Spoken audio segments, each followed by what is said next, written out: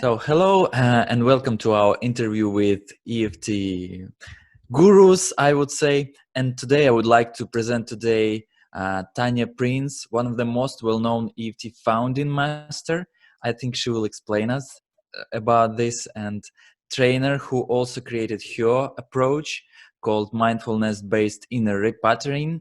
And she was making different podcasts about EFT from different guys in Western world. So EFT is very big thing, and today I present you one more guy who can tell about EFT. And first of all, I read your biography and saw that you studied in university and you were chemist. Yes, You yes. studied chemistry, so you know what is scientific approach. And what can you after these scientific studies and work and being in intelligent world, uh, what impressed you in EFT? What was your story? How you get first impression about it? Well, my first impression, I came into EFT in the very early days, so emotional freedom techniques. I became aware of it very early on because in the town, the village that I live in, there is a lady in this village here who, in the very early days of the internet, she loved playing around with the internet, and she was a hypnotherapist, like I'm a hypnotherapist as well. I have quite a Uh-huh. kind of background in therapeutic techniques, and she was there on the computer connecting with people in America. And she was in forums, American forums, hypnotherapy forums. And a lot of hypnotherapists were talking about this new approach that had come across called EFT, emotional freedom techniques. And she got really, really, really curious enough to phone up the guy who developed it, called Gary Craig. And she Mm-hmm. phoned him up, had a few conversations with him, and she ended up buying some tapes because this was the very early days, no CDs or Mm-hmm. anything. And she buys these In tapes. what year it happened? In what year it was? This is I think it's probably 1998 or somewhere around then. And she buys Mm-hmm. these tapes around about that time, I think. And she says to me, I really don't know if this stuff works, but I've only spent this amount of money on it to buy these tapes, and if it's no good, I can just chuck them away. And I think her next comment was, can I practice on you? Mm-hmm. And Okay. I said yes. I'm all on for doing these new things, and when you come across any new technique, you do need to practice it with other people so that you begin to master it. So I was aware of it from the very early days because she was the first one of the first people in the UK who really started to use EFT, and she actually helped bring it over to the UK. So I don't think too many people are aware of her because she's not the type of person, or was never the type of person who would really publicize herself. But she was very good at helping establish EFT in the UK. And from there, organizations have developed really. So that's how I kind of got into EFT. What really drew me to it was, as any kind of scientist, I do regard myself as a scientist, even though I've Mm-hmm. not really gone down a pure science direction. Any kind of scientist should be intrigued or curious when they see something they don't explain, they couldn't Mm-hmm. necessarily explain working. If you see Mm-hmm. it working, you then want to explore and see what's happening. So I was seeing results, I was hearing about results, and I became very curious. And I really then wanted to master this approach. And anything I do, I like to be really good at. So I really, really study it and Mm-hmm. really get into it. So yeah, I came in very early. I met people who helped bring it to the UK, and then I really went for it. And what were your impression in results, like in your life when you were practicing this? with the people I've worked on, you mean? When this therapist was working with you, and what was your result in your life? Well, I tell you, running any kind of business, which I've always been self-employed. I mean, although I did a degree at university, I came out and spent a year as a microbiologist in a Uh-huh. laboratory. And I knew from the very beginning that wasn't where I was going to go with my life. And then I kind of left that job and went off into show business for 10 years Uh-huh. and traveled internationally. So what I would say was you know, any kind of direction you What kind of show business was it for 10 years? you know, I've choreographed for the BBC. I've done different things, performance. I've acted in different TV shows. So, Uh-huh. you know, I've always taken my own direction. But in order to do that, and equally with the EFT business and the therapy business, once you're running a business, you actually have to be quite confident. So you're continually coming across challenges and things you need to overcome because you know you're running a business. You may be just that one person running a business. There's so many different things you need to do, and so I've used the technique for that. And you know, there's a lot of challenges you have when you do run your own business, so I've used it to deal with that kind of. Yes, Tanya, and I must suggest that you know a lot of people in show business, a lot of people in UK show business and in that area, and maybe when this technique is very popular, you can say how popular this technique in this show business area. How many guys who doing professionally their performances use this technique? Well, I wouldn't know how many people use it because a lot of people who use it actually don't tell people they use it, which is actually very interesting.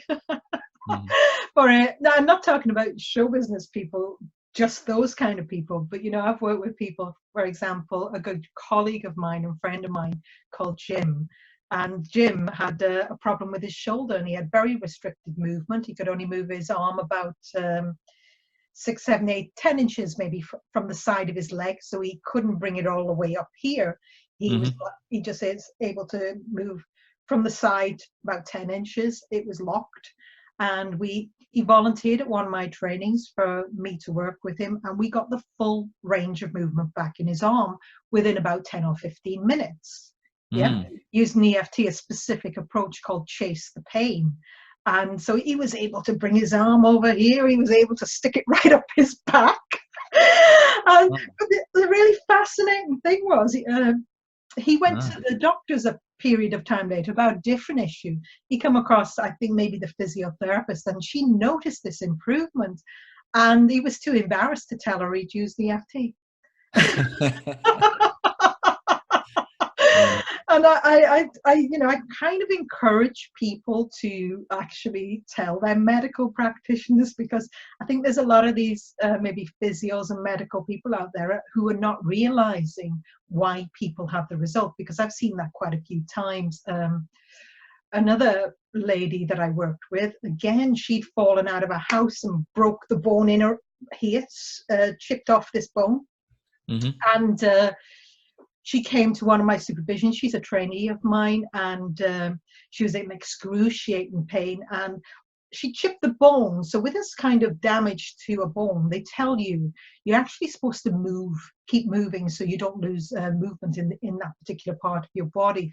So Mhm. she was pushing through all of this pain and forcing her arm to move, and it was really intense for her, but she was determined, very determined woman, to get the movement back here, because you know this was a bad injury. So she came to my training 2 weeks later, and you know, with anything you work on, you want to make sure it's medically safe that you're going to work on that. And Mhm. luckily at this training I had a medical person on the training, so I got a second opinion, and Mhm. I asked, is it okay for her to move this particular part of her body, would that be right? And he agreed and said yes, that's fine.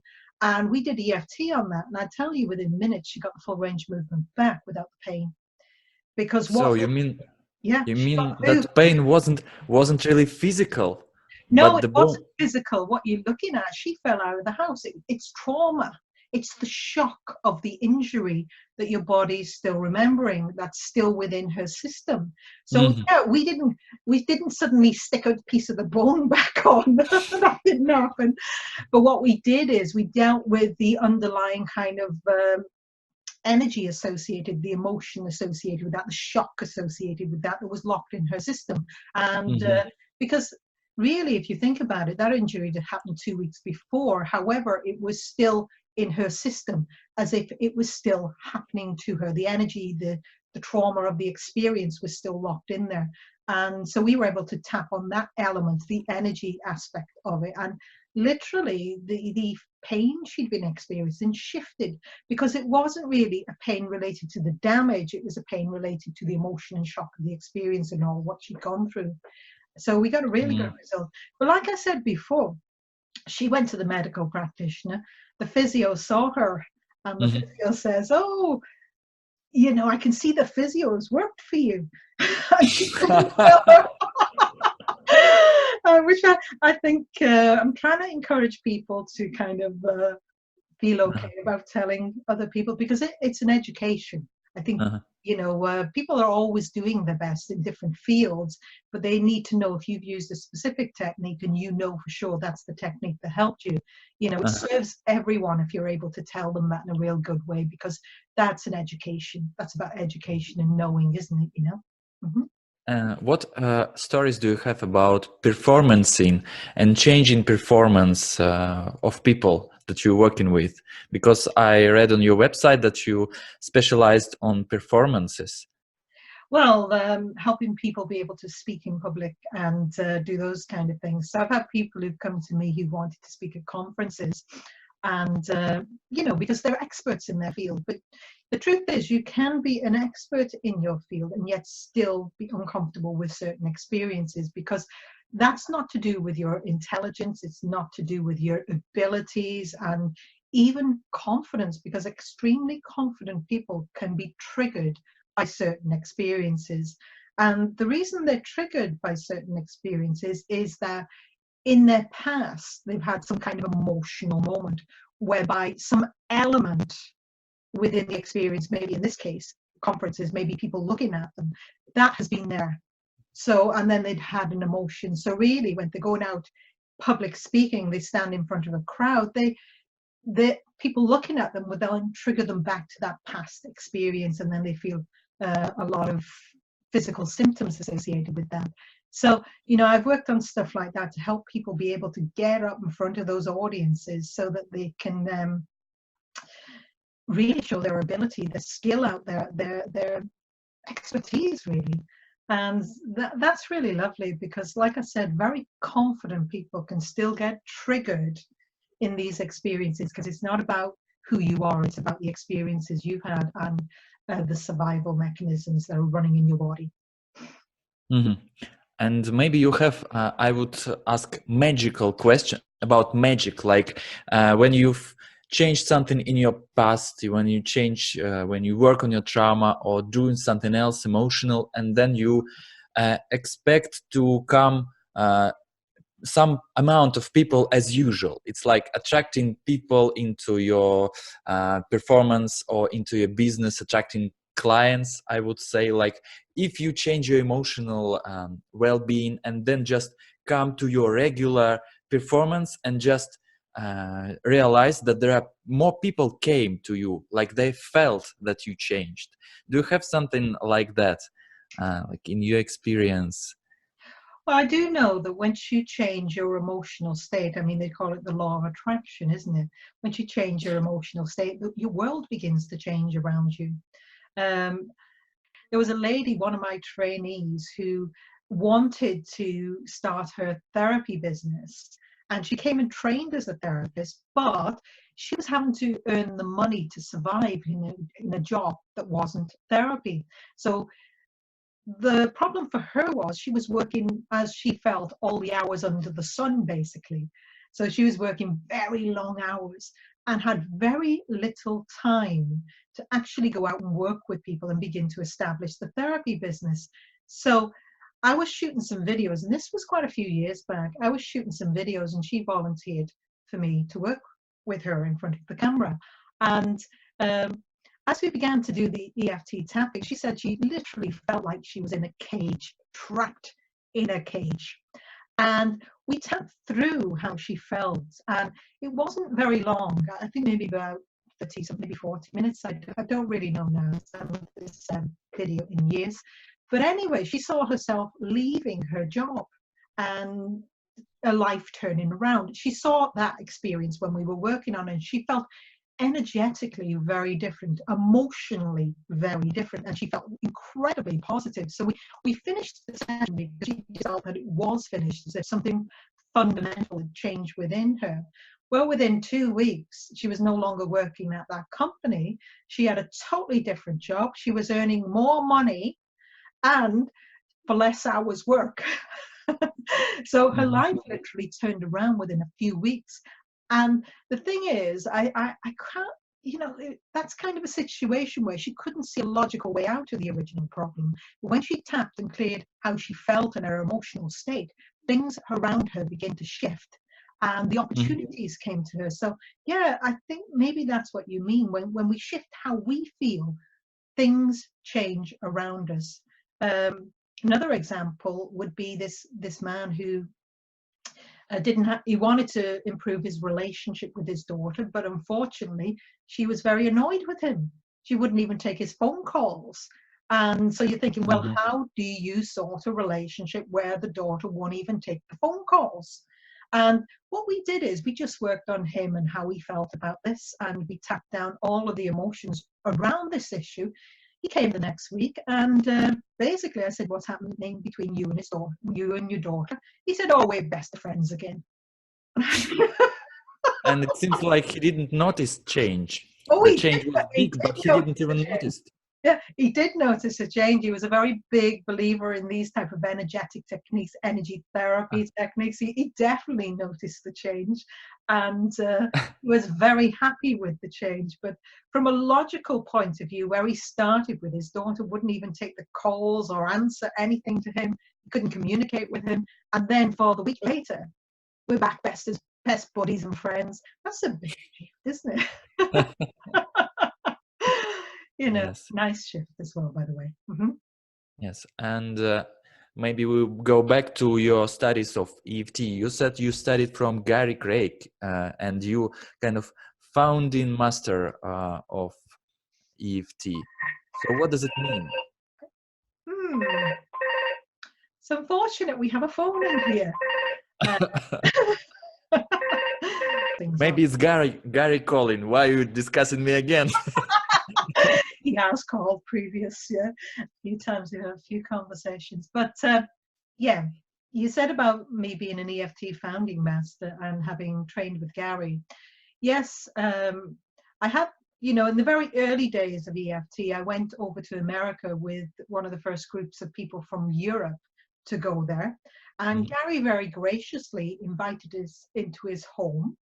And for a few days, he was actually demonstrating EFT repeatedly for us to really help us understand and be able to do the technique. So it was a very beautiful experience, really. It was very funny as well, because we had to move his furniture around in order to set it up for watching these demonstrations. I think the only thing about that is not all the filming that he did over them few days worked. So I saw some really interesting and really good therapy then, but unfortunately I don't think he's got a recording of it. But I remember it in my mind, which is great. So yeah, I did that. And then obviously he has CDs and DVDs, and I studied them intensively right the way through, because when I become an EFT founding master, they actually tested your knowledge and skills, and we had to demonstrate in front of Gary Craig himself and do one of the most intensive testing periods. And I'm not just trained in EFT, I am an NLP trainer. I do neuro-linguistic programming. I'm a hypnotherapist trainer. I'm trained in counseling. I'm trained in other energy therapy modalities. So I have quite an extensive experience. What I would say is that the testing phase they put us through was quite extreme. It really was a bit challenging, and which is what I wanted, because you wouldn't want something easy like that. So I did appreciate that. If anything's worth having, you should have to kind of put effort and work for it. So even to be accepted to be tested as an EFT founding master, you had to have worked with many, many, many people. And that was, I think, 2004 or 5. Now, already at that point, I had done a lot of people. I think the initial requirement, if I get it right, and I might be wrong on this, was about 1,000 people or something like that. Even at that point, many, many, many years ago, I'd already worked with that kind of number of people with EFT. So, I've worked and done a lot of work with a lot of people with a broad range of issues. So going back, yes, I have studied with Gary. He also gave us extra tutorials on the EFT Masters program itself. And yeah, I think I learned a lot of different things through time. But maybe you have some interesting story about therapy, how therapy can change issue or situation, something like complicated, and then Gary or somebody from Masters worked and something changed, because it's all about examples. As we do this tapping, there's always some problem and then it comes to solution. well, I think if you watch Gary Craig's DVDs, you'll see he works with a lot of different problems for people. He's done a lot of work on. Initially, he went into the veterans hospitals in America, the military veterans hospitals, where people have had severe issues. So in the early days of EFT, it was taken in to work with soldiers who'd been in military situations who had things like post-traumatic stress disorder, and they've been suffering from that for many years. And of course, there's a lot of issues connected to that, such as addictions, anxiety, depression, all of those kind of things. So the initial work Gary did was in that area. And now I believe it is used in various situations with a lot of soldiers who experienced extreme stress, extreme trauma, and it's helping them a lot, really. I think there's a lot of techniques that really don't work with that, but EFT is one of the ones that do. And there is research on that. There's a lot of research in that area on the benefits of EFT with quite extreme issues. Does it help with heavy drugs or something like that? Yeah, they do actually use EFT with addictions. They kind of can be a little bit complex. It's not your simple stuff, because sometimes when we're working with EFT, in fact, the fastest I've ever got any kind of result with EFT would be with a lady who came to me many, many years ago who had who had a phobia of spiders, cockroaches, and frogs. A lifelong phobia, because she was about 60 when she came to me. And the only reason she came to me was because she was getting divorced from her husband. Prior to getting divorced from her husband, she could just scream and get her husband to come and take the spiders out of the house. So she did not need to deal with them. But then when the divorce was happening, she didn't have the husband to come and do that anymore. And she was going off to North Africa, where I think spiders, the insects, are substantially bigger than in the UK. And what was happening there is, so she came to me, but she only came to me when I could guarantee. I didn't even guarantee. She asked me the question, "You're not going to have any spiders in your clinic, are you?" That's how terrified she was. So this lifelong phobia, she was terrified enough to make sure I wasn't going to produce a spider in my clinic. And from my experience of spiders, you can't tell them not to come into your clinic. They are where they are. I said to her, I can guarantee that I am not going to bring a spider into the clinic. And so then she came, we had a discussion, and she had, like I said, spiders, cockroaches, frogs, terrified of all of them. And it was about movement for her. Yeah. Because people can have different aspects that are the problem for her people. So with all of those three different things, it's about a very erratic way they move. That was what was triggering her. And we tapped on that. It took 2 minutes maximum. And the whole thing went instantly. And she knew straight away, because she actually brought the palm of her hands out. And she said, I know it's gone because the palms of my hand are no longer sweating. And she said, and all the muscles in my chest have relaxed.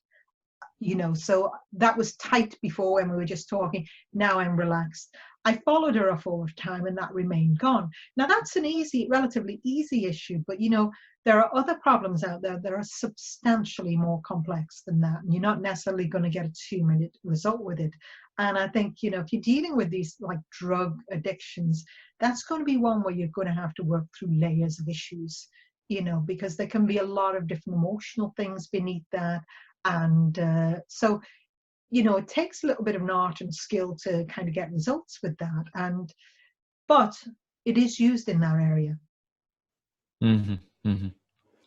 And when you were making your podcasts and you were promoting EFT, I think you saw the whole picture. Who is interested in EFT?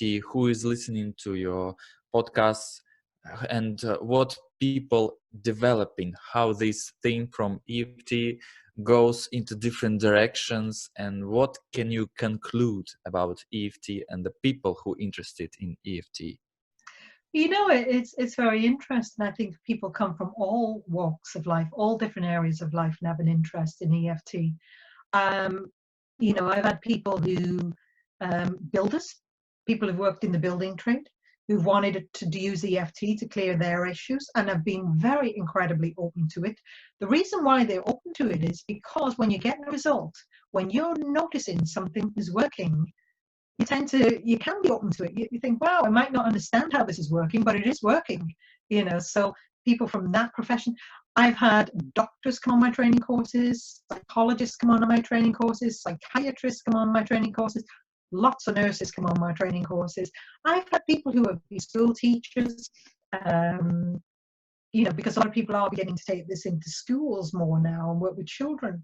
I've had people from accountants, computer experts. You would be surprised who is coming into EFT and wanting to work with these techniques, because the truth is there's many people out there who love to help other people. And I think if you love to help other people, EFT and these type of energy techniques are fantastic for that. And what about your developing like this repattering? What is it?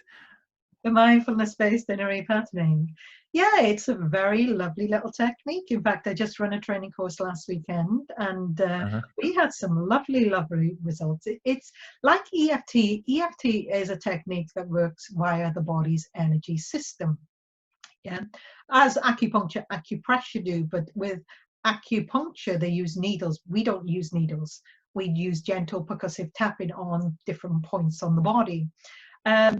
So it works via the body's energy system, and it's very, very powerful technique, because once you create shifts at that level on the energy systems, it's very profound. You get a lot of shifts in that we naturally begin to feel better. And you know, so they can be very, very powerful techniques that work on behaviors, that work on belief systems, that work on emotional problems, right, and pain and physical problems. So they work right across the board, but that's because they're just supporting the body to heal itself, basically. So they're like very powerful techniques that support the body to heal itself. So mindfulness-based inner RePatterning is it's a standalone therapy, in that you do not need to know EFT to be able to use mindfulness-based inner RePatterning. In fact, you don't need to know any other technique to be able to use that technique, because it's a technique in and of itself. It's quite different from EFT in that with EFT we tap on different acupoints, which are most of them, quite a few of them, located on the face and upper body and on the side of the hand. So we have quite a few acupoints we tap on.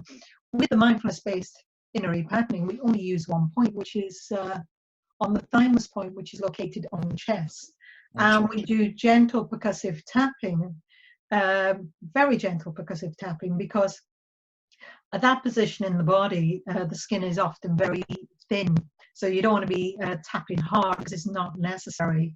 You just gently tapping. And so that is part of the technique. There's far more to it than that, but that is part of it. But what the technique works on, the ideas beneath it is, you know, when we're in fight or flight, a stress response, we go and our body actually stops repairing and rejuvenating itself, because under normal circumstances, our body has the ability to repair and regenerate itself. So if you cut your finger, all you really do to help that heal is you just clean it and you let your body do the job for you. Yeah.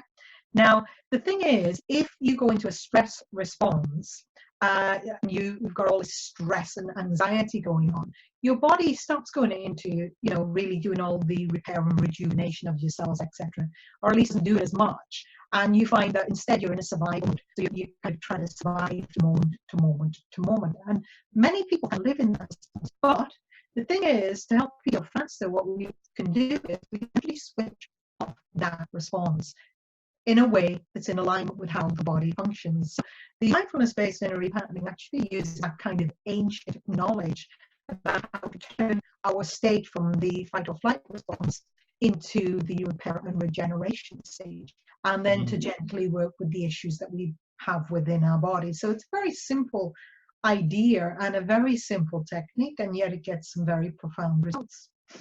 It resonates in my like knowledge about Joe Dispenza's work.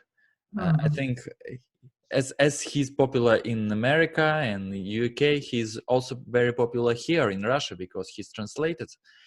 And he's talking something like that about switching to neocortex, and he talks about coherence, and you wrote on your website about heart coherence. And is it the same thing? Coherence is when the mind and body, the cells, every part of you're in a more balanced state, an optimum state. Coherence is a very healthy state to be in. So once we're actually using the mindfulness-based inner repatterning, we actually bring the body into a more coherent state of operating. And I would say we tend to use heart coherence in mindfulness-based inner repatterning because the heart can act like a tuning fork. It literally sends signals out to the whole of the body, all the cells, every part of the body, and pulls it back into balance, including the brain. So as you come into coherence, you come into a state of balance. You know when you're in a state of balance because once you begin to enter that state, it feels good, because we know what is healthy for us and it feels really good. So one of the things we do in the mindfulness-based inner repatterning is help a person access that state. And so therefore, what you find is a lot of people very much love doing inner repatterning because it can feel really nice to do. And although we're working on issues, the beauty of the technique is you don't have to plunge into an issue. You don't have to talk about an issue because, if you've had something horrible happen to you many years ago, a lot of people really don't want to go and rehash that event that was horrible. They don't want to get in the midst of the emotion of it because it was an uncomfortable experience. And the thing is, when you go talking about the past traumas you've had, so they can come up and you can begin to feel very uncomfortable. So we don't do that with mindfulness-based inner repatterning. We kind of work from a place of mindfulness about the past traumas. So it doesn't require you to talk about the past. It just requires you to be aware of your experience and how you know you have a problem.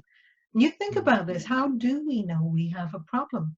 Well, we might have visual images in our mind, movies in our mind. We might have physical feelings. We might have tastes. We might have smells, and we might have an auditory track. So that's how we know we have a problem, because of the kind of sensory data that we pull up when we think about our problem. And so we work from that level, and just it's also an intention-based therapy.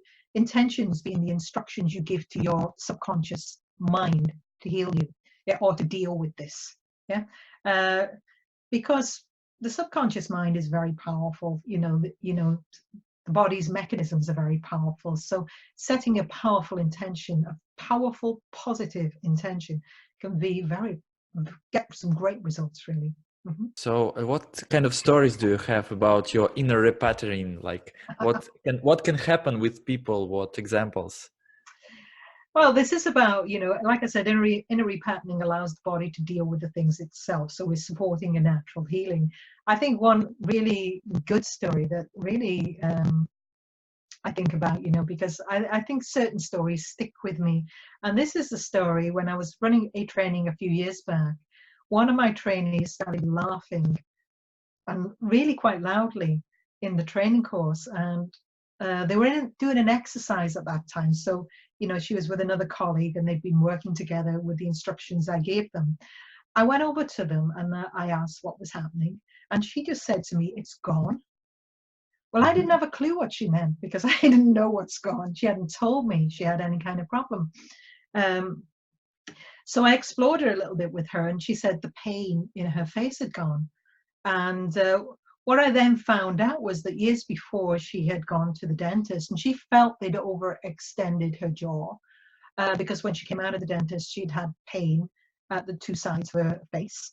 And what happened then is she'd had to go and see a specialist, and they were medical practitioners. They'd not really been able to help her. In fact, her doctor, her specialist, had told her to go and find an alternative therapist because they'd reached the end of what they could do from a medical perspective with her, which in my view is quite an excellent doctor. If the answer's not there within his knowledge base, then I think he'd give a very good advice, you know, superb. I total respect for that. And so she'd sought a lot of alternative therapies, but none of them had really given much relief from that. Then 2 years before the training course, so 2 years before she came on that training course, she's walking down a street, and this is most extraordinary, really. Her jaw just falls open like this. So whatever was here and here actually snapped. Mm-hmm. And in her panic, she got her hand and she knocked it up. And she broke her jaw. So she'd been in a terrible state since that point. And she was taking a lot of pain medication to try and get through each day with this problem. But the pain medication was only taking the edge off of her problem, you know, the pain she was experiencing. So literally, she was just getting up in the morning, going to work, doing her job, getting back, having a bath, going to bed. So life had become very restricted. Now, she helped me write this story years ago, by the way. You know, she helped me get the detail on this because I do like details when I do stories or do a follow-up on a client or trainee. And then what happened in that training session, she used the technique and the pain had gone for the first time in years. And that is where the laughter comes, because you think about that. If you were in that situation and suddenly that happened, you probably would be laughing. It's like that shock laughter that we can have. Oh my God, I can't believe this. It's that kind of good laughter that we can have in a beautiful way. And that's what she was doing. She was laughing. It was like, I think some of it might have been shock as well. The pain wasn't there. And anyway, I followed up. I phoned her back a few weeks later. And she said to me, for the most part, the pain had remained gone. Occasionally, she felt a little bit, and she said what she did then is either use the technique or take one pain-killing tablet. Previously, she was taking multiple tablets, but so a massive shift in a problem that she'd not been able to sort before she did the technique. That stuck with me because I thought that's very interesting. I don't know what she cleared. I don't know what she did, but all I really know is that's the result she had. Yeah. Which, you know, her body did that. But the technique was just supporting her own natural healing. Yeah. That one sticks with me because it's quite profound, that one. And another one does stick with me is one of my trainees, and she also helped me write the story and give me permission to share this, is one of my trainees came to my private clinic after I give an introduction to the Mindfulness Based Inner RePatterning, one of my EFT trainings. So I introduced them to the technique. And what she realized is that the technique did not require her to have to talk about her problems. She didn't want to talk about her problems because they were too painful. Because years before, 20 years before, she'd lost a young child, a baby. And she'd buried it inside of her emotionally. She kind of put it away. She'd never dealt with the emotions. She's just pushed it down for 20 years. And I think that tells you something about the potential pain there. The thing is, though, if you push stuff down, it will come out in some form, whether it be physical illness or behavioral stuff. So, you know, when we push stuff down, it isn't, you know, it isn't the end point because it still affects you, and it can affect you quite profoundly. So after 20 years, she decides that she's found a technique that she would be willing to go and use. And we did the technique in a one-off session with her. And in that session, she didn't have any tears of anxiety or anything like that. This is the thing that sticks with me. There were no tears of anxiety, but there were tears of, interestingly enough, joy.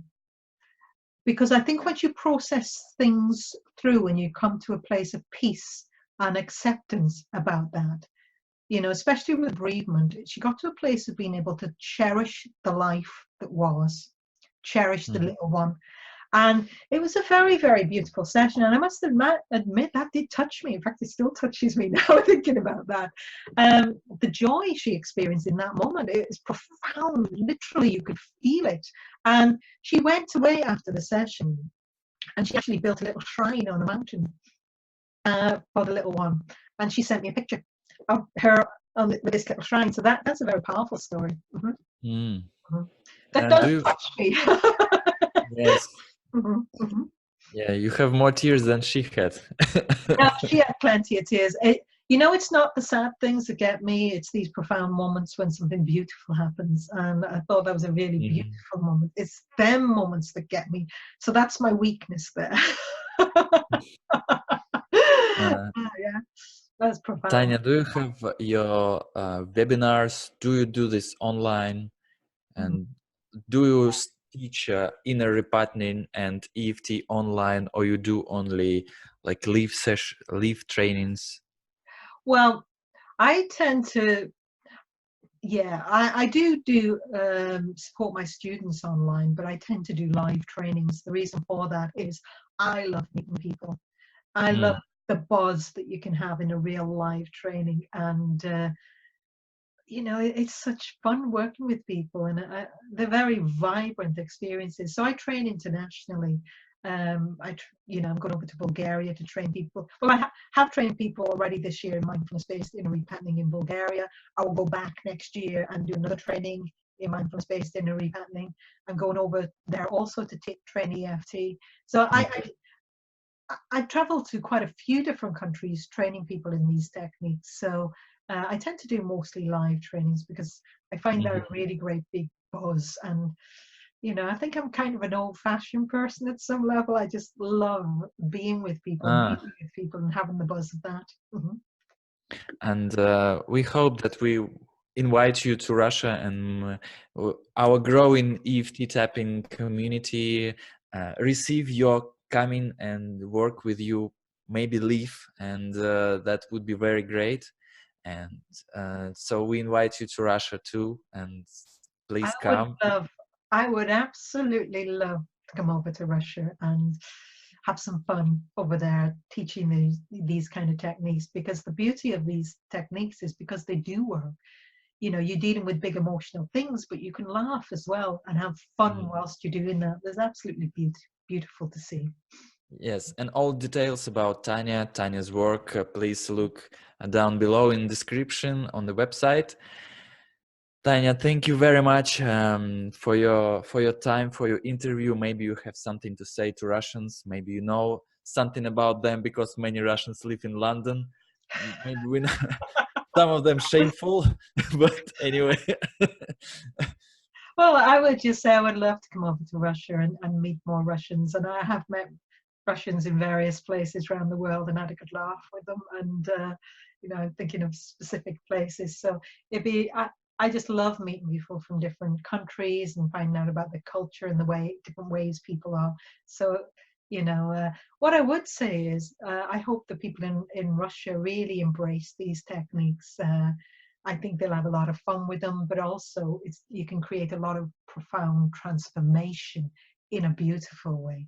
So they're fantastic techniques, and I think they'll have fun. Thank you very much. Thank you.